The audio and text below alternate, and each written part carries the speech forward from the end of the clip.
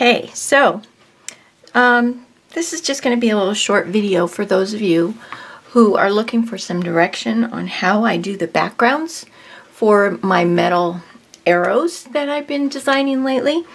And I'm just going to give you a quick little rundown of what I do and the supplies that I use so that you can make your own interesting background for your arrow designs. This is the first one I did. It was the autumn one, and it's kind of where I picked my way through what I wanted to use as the background. So the first thing that I use is the metal arrow. Now you could very easily cut your own arrow out of wood. If you did that, I would probably suggest that you give it a coat of maybe soft black or graphite before you did this, so that you would have that darker background there. So the first thing I'm going to do, the arrow comes with a jute hanger, and I'm going to just untie the knot on one side and then pull that out so I don't have to work around that. And what I like to use for the background is this tissue paper that I found at Hobby Lobby. It's kind of got a newsprint background, and it's just really subtle and soft, and I really like that. So check the gift wrap department at Hobby Lobby, or find, I'm sure you could find something similar in other stores if you don't have a Hobby Lobby by you. And if worse comes to worse, you could always use newsprint.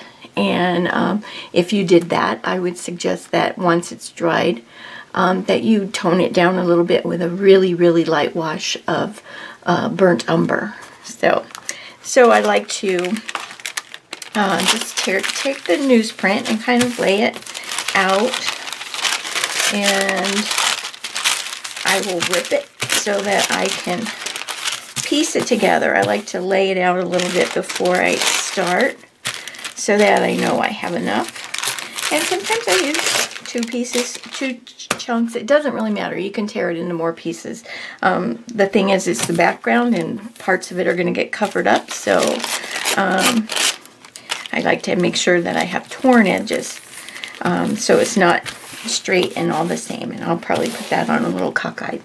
And what I use to apply it is an old flat brush. See, this one's not really good for floating or anything anymore, so I use it to apply varnish and decoupage. And I like to use DecoArt decoupage in the matte finish to apply this.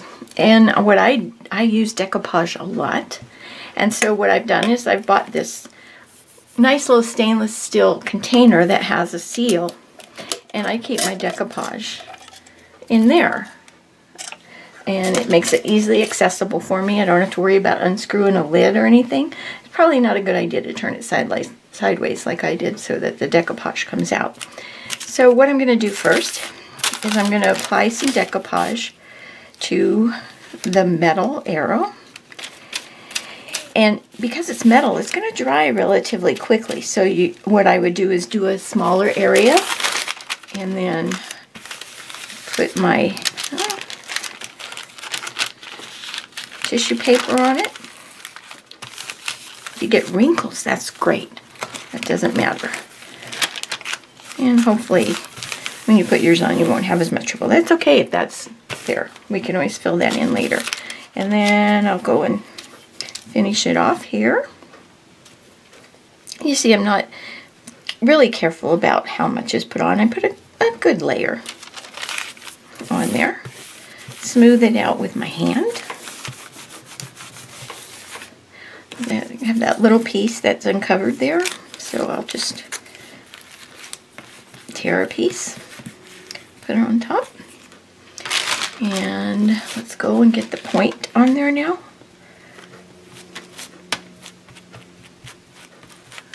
And there we go. So I've got it on there. I'm going to give it another coat of decoupage on top to seal that on there. Seal all these edges. Okay. Sometimes I get in a hurry and I'll just put the decoupage on with my hand. I'm going to get some under here so that'll stick.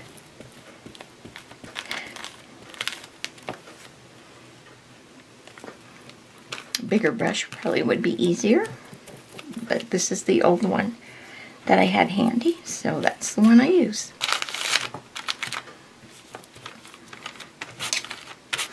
And you can go through and you can see where you need to put some more decoupage underneath.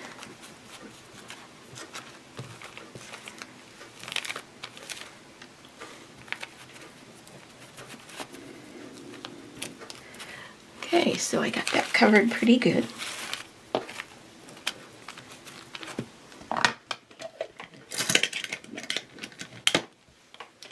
Close up my canister.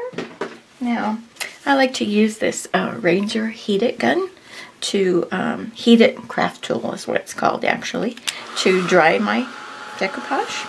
It's very quiet, but it dries things quickly. If you get little bubbles, you can rub them out with your finger. This is kind of like getting glue on your fingers when you were a kid. You know how you used to do that in school, and then you would peel the glue off your hands like you were peeling from a sunburn or something. So, let's dry this real quickly.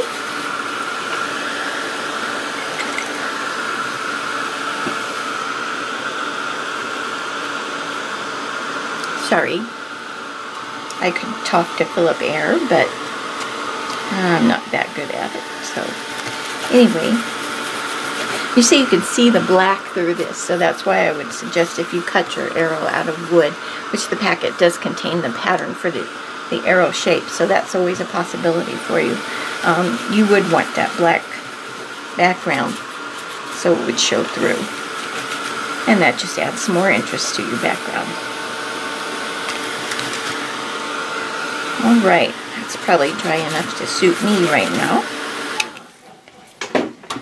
Then I like to take an emery board. You could use your sanding pad or your sanding block.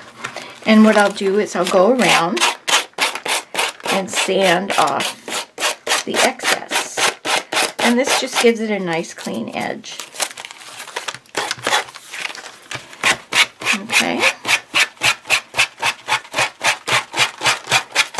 When I put decoupage onto dominoes for my dominoes pins, I use an emery board.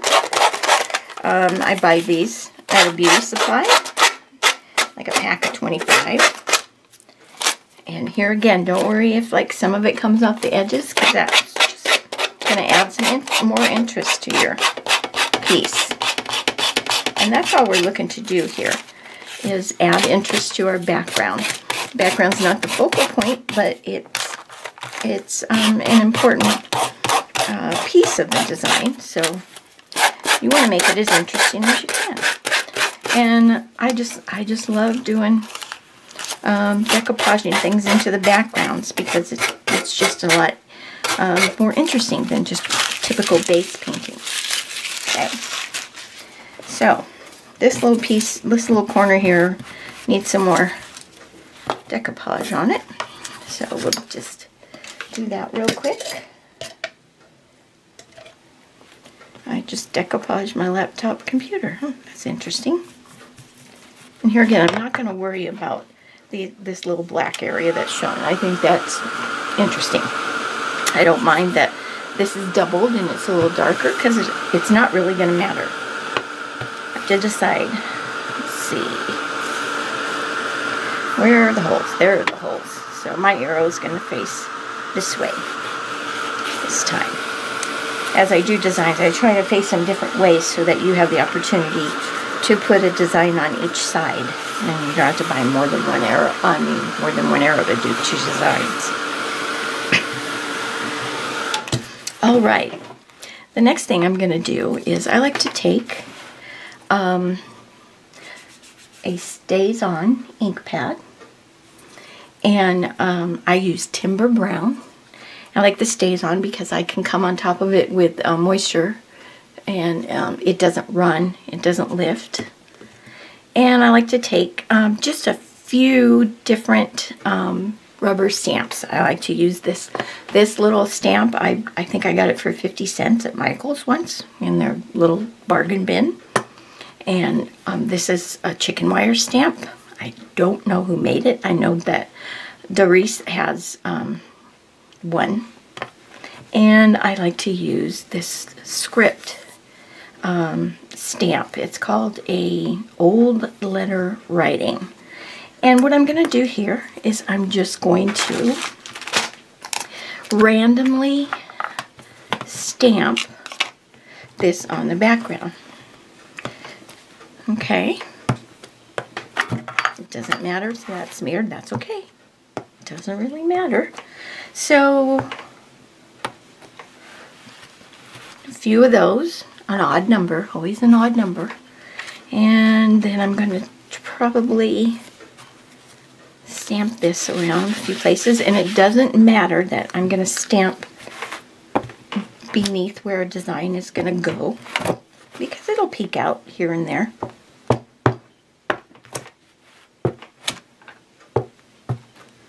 Okay. And finally, this chicken wire. I like this chicken wire.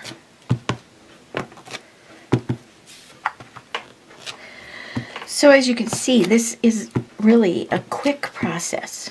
It doesn't take that long to add some interest to your background. Another one of my favorite tools to use on this is a piece of punchinello. It's called punchinella. What this is it's the metal ribbon that's left over after they punch sequins out. And I just love this for stenciling some little circles on the background. And I like to use burnt umber to do that because it's not quite as harsh as, say, going in with black. That's another reason I use the Timber Brown stamp pad, because it's not harsh. And so just a little bit of burnt umber out on my palette. And then I like to use cosmetic sponges, the wedges, to stencil with. And I just pick up some paint and pounce it off on my palette a little bit. And then I'm just going to go in and stencil a few areas with some burnt umber circles.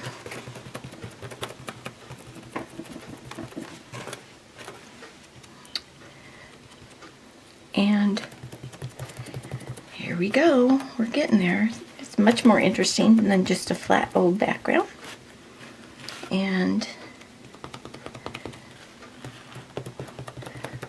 pretty simple, pretty quick.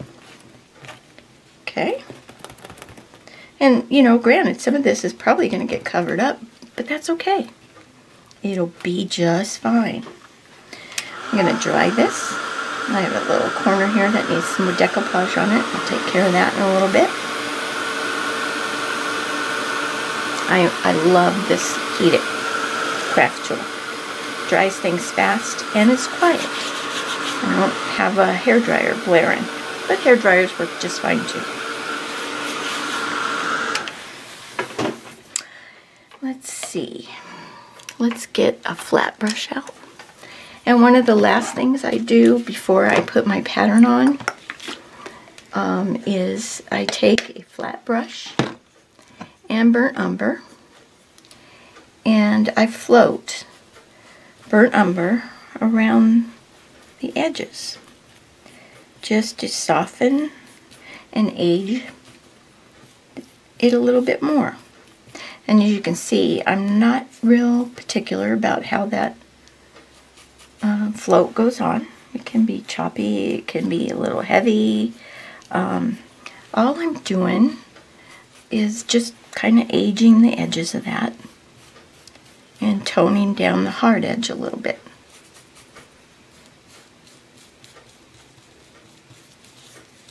And once I decide what I'm going to put on here, I would apply the basic pattern, and then I would come back with my flat brush and I would float burnt umber on the background around the design that's going to go on there before I base paint it, because that way I can, you know, if I get inside and on where the design's going to be, it doesn't really matter because I'll cover it up with the design.